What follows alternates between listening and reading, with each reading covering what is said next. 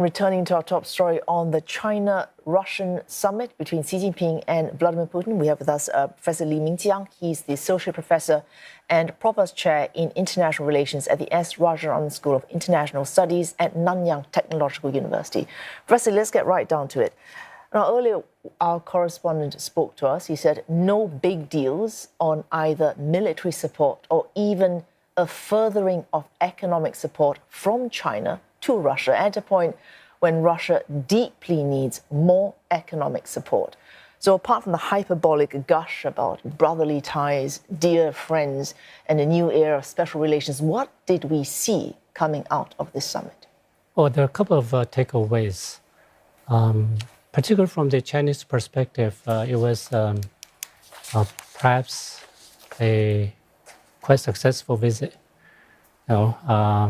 Chinese leader Xi Jinping chose Russia as the country to visit, first country to visit after he started his third term. And also, the two leaders took the opportunity to reaffirm their commitment to a robust and strong strategic partnership. You've seen this in the interactions between Xi Jinping and Putin, in the articles that the two leaders publish in one another's official media outlets, and also in the joint statement. So it's quite strong pledge for a robust and long-term strategic relationship between the two countries. Yeah, it's also important to look at the long list of items of cooperation, collaboration. This long list, could you highlight, areas. Say, the top three that for you are the most significant? Well, it's first of all, it's about global geopolitics. There's a lot of statements, a lot of things that the two leaders in two countries have expressed in terms of how China and Russia can collaborate, right, to push for changes or dynamics in international politics. We can agree to push forward, but you don't give me weapons. You don't agree on a pipeline to go through Mongolia for me to sell oil to you or gas to you when I desperately need to do so. Where is the real strategic partnership? It's about China and Russia working together to undermine or balance American hegemony. It's about supporting each other when it comes to some of the political issues like human rights, intervention in domestic affairs, and expanding the role of some of the institutions that China and Russia have larger say. For instance, Shanghai Cooperation Organization, the BRICS, etc. Yeah, certainly on the Ukraine issue, I think Chinese leaders may feel quite good about the outcome. Putin at least gave a slightly more positive response to China's peace plan and China's possible role as a mediator. So that may have provided a bit of incentive for China to continue some of these attempts. All right, speaking of positive responses to that peace plan, we've got one response that is decidedly negative. Let's take a look at it right now. And it's from Taiwan's foreign minister, who tweeted on the ministry's website, and I quote that for you here. We can take a look at it on screen now.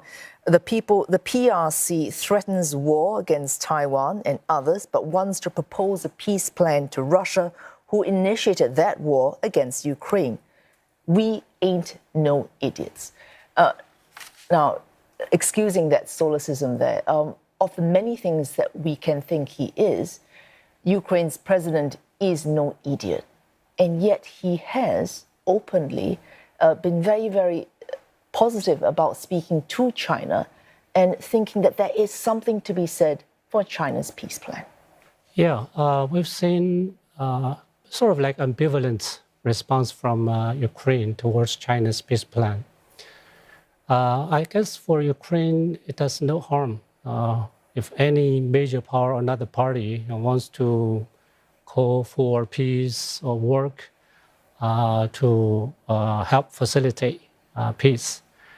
And certainly by identifying China as a playing a role for peace, it would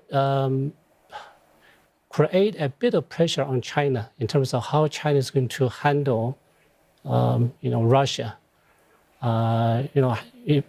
The fact that China is interested in positioning itself as a mediator, a peacemaker, and it will automatically generate some pressure for China to be more neutral. So to be very simplistic here, essentially, if peace is to be reached, Ukraine has to give something, Russia has to give something, and as you just suggested, President Xi Jinping is likely the only person who can put any kind of pressure on Vladimir Putin. And by putting himself forward as a peacemaker, he suggests there is some pressure on him to put this pressure on Mr. Putin. But I believe you do not think Mr. Xi will ever do that. Not at this point, anyway. For now, it's going to be very difficult, perhaps almost impossible for China to exercise any sort of influence on Putin or Russia. Why impossible? Well, if you look at the past year, China has tried to do everything possible to avoid any negative impact that its position, its statements on the Ukraine war may have on China-Russia strategic partnership. So if China would exert any influence on Russia, on any matter that against Russia's policy preference, you will see growth of frustration and perhaps unhappiness. So if China is not going to risk angering Mr. Putin, what does it gain from putting itself forward as a peacemaker when no such peace is, even in the medium term, possible? Yeah, for now, what China has been doing is making a call and using rhetoric to persuade the two parties to be more serious about a peaceful settlement. Right? There's no actual action. There's no substance in terms of so there's no mediator's substance. role. It can't fail anyway. It cannot fail. That's right. China will continue to talk about we want peace, and everyone wins. Exactly. So nobody can blame China if there's no progress for peace talks, right? And even eventually fails, it won't be China's fault.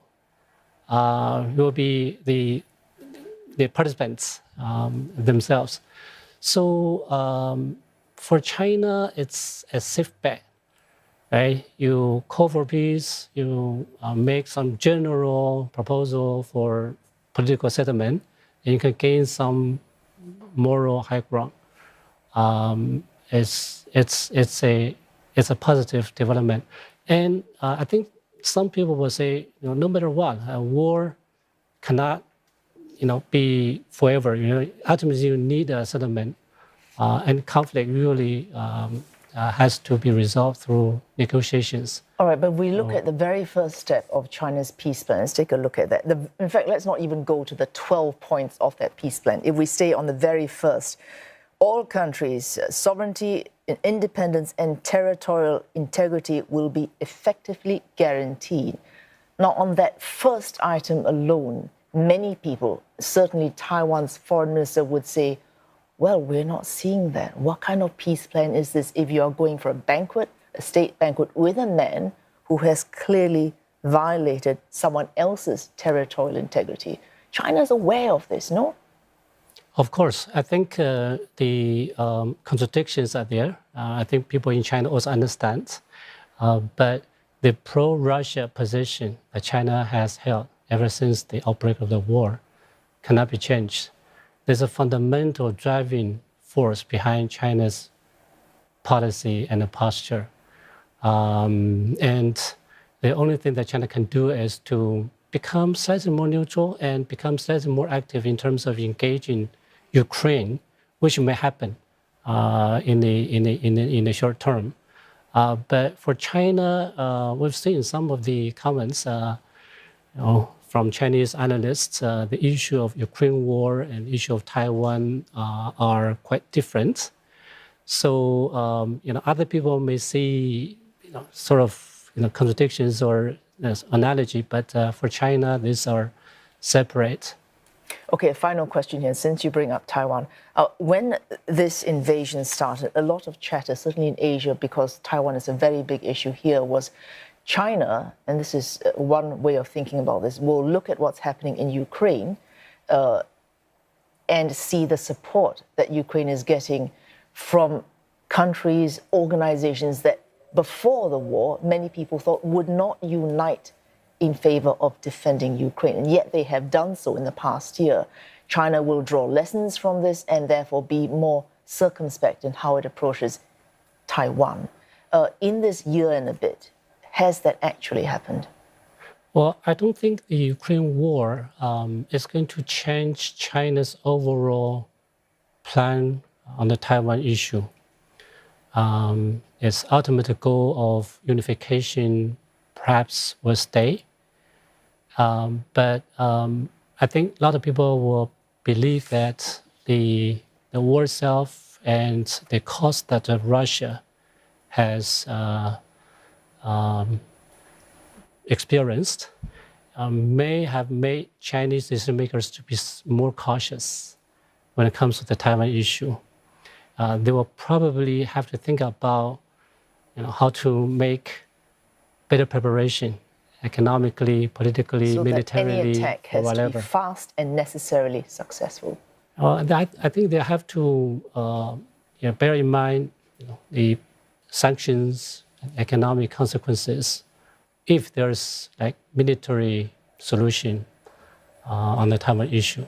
Thanks so much for joining us this evening. Thank you very Professor much. Li Mingjiang from RSI's in NTU. Thank you. Thank you.